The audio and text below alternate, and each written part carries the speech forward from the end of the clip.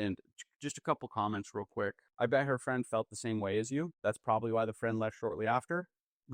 Nope, you're not the AH, and yes, you deserve a better explanation. Lots and lots of more of this. Oh yeah, this is what I wanted to read. Man, my wife gaslit me for 15 years. Finally, after I left her and in counseling, it all came up. She was still in love with the figment of a guy. This is where it gets so difficult, and every person is unique. So I'm not saying your missus is like this. She needs to get professional help to understand herself.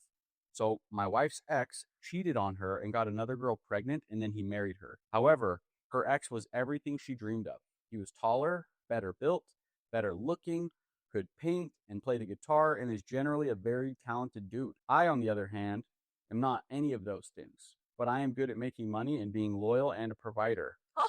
She never worked a day in her life, but still, that was not enough. She dreamed of her perfect life with this perfect guy who could earn the money I could. So for 15 years, I was competing with the fantasy. That's the thing that got unpacked, is that I was competing with the fantasy, but this is where it gets weird. The real problem is, quote, why she was unable to connect with me when I provided her with everything she could want, close quote. So what it comes down to is her identity, essence, personality, her family system, and attachment style.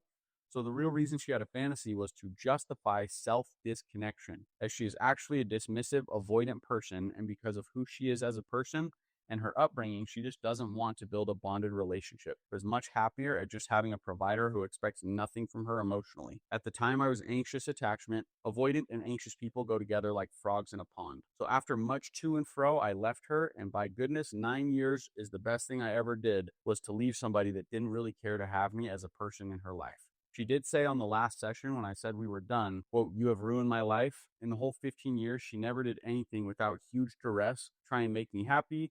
She was excellent at controlling the frame to make me keep her happy, and anything I asked for was unreasonable.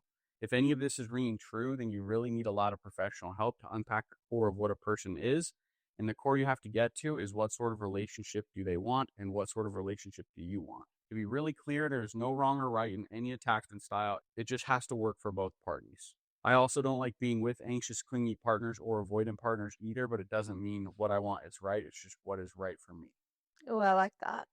Wow.